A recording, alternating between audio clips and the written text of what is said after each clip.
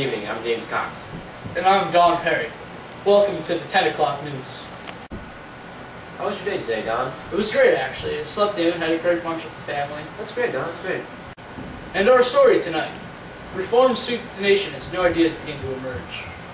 We also have an exclusive interview with Karl Marx, which we have compared with an interview with Adam Smith from our archives. Get ready, world. We're coming at you from the Channel 1 newsroom. We now have an interview with a local citizen from the streets, followed by a commercial break. So, what are your thoughts on laissez-faire, and how have they affected you? Well, you know, laissez-faire is pretty much a policy saying that owners of any working place can set the conditions for any of their employers or workers.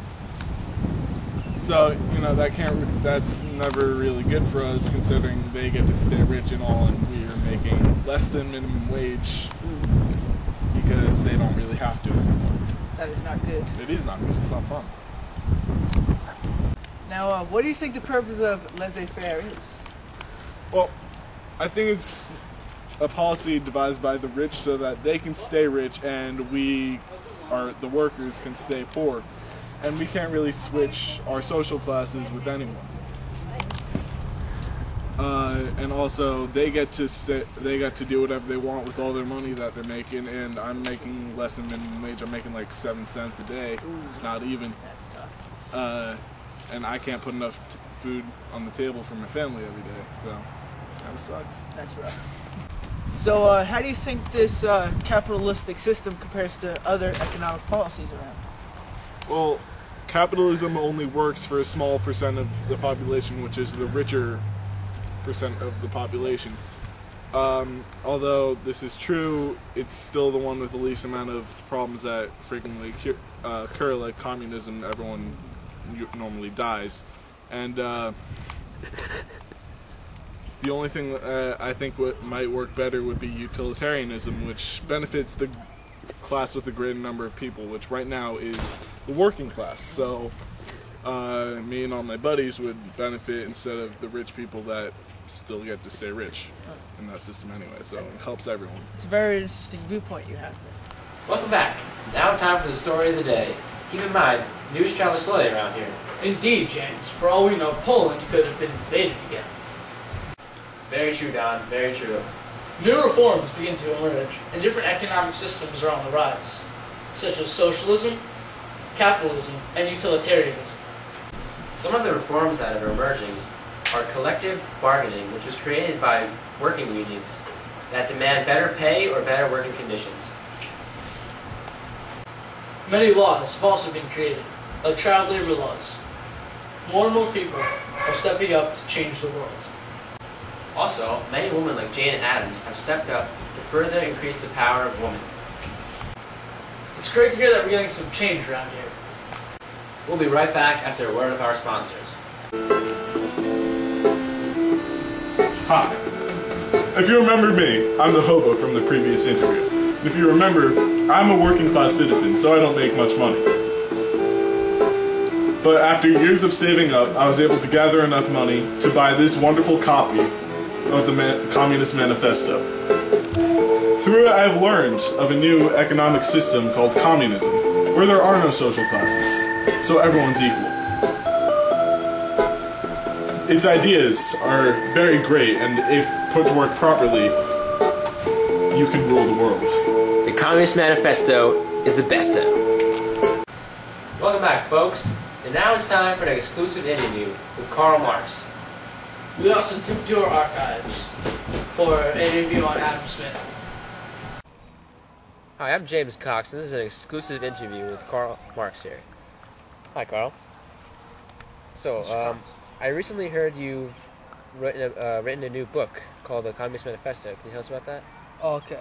It's written by me, Karl Marx, and Mr. Friedrich Engels. And it's about how society's always been divided into classes. And there's always been fighting in between the classes since the dawn of time. It's very interesting. What influenced your writing? What influenced my writing was the pattern of class struggles through history. And Engels and I devised a system to eliminate all these struggles. So what is this system you have created? I like to call it communism. It's a country ruled by the proletariat. Every man works, and every man gets an equal share of the profits. Alright, folks, now we're running out of time. Final question. What do you see in the future for communism? Well, I see a revolt of the working class. All these people control the factories and take over control from the upper class. And the government's power will dwindle as time passes on. Alright, thank you, Carl, for the interview. Back to you, Don. Good evening, Mr. Smith. Good evening, sir. Now, many know about your works now that you're older. Yes. But what kind of childhood did you have, which led to the fantastic system of government that you created with Malthus and Ricardo, that we call capitalism? Yes. Well, as a young boy, I was completely fantasized by the ideals of moral philosophy, so that I began to study at 14 at my first college called Gaston University. It was very prestigious at that time. After that, I graduated in 1740, and I continued my study at an Oxford University, Balliol College. But what I really got out of my year studying at that college is this. Human beings have a natural sympathy for others that enables them to understand how to moderate their behaviors and preserve harmony. And this is the basis of moral ideas and moral actions. Very interesting. That's quite a theory you have there. You could give a short explanation of capitalism for those out there who have not heard of it.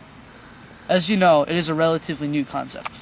I strongly believe that the government has no business in financially running the country, controlling the stocks, or even the markets that they're in.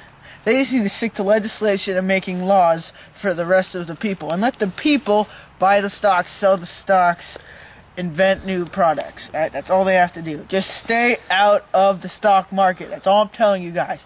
The government just needs to stay out of the stock market. What this means for the companies, though, is that they are all competing to make better products faster for a lesser price. But that also means for the consumers, they need to try and buy more products faster. That way they can sell them faster and make more money for their families. So basically, just stay out of the market, let the people buy it. That's all I'm trying to say here. And the more risk you take, the more money you put up, the more money you could get back, or you could lose it all in one shot. Well, it sounds like every man for himself out there, but it's certainly better than what we had before. We appreciate all your time, and hope you have a wonderful evening.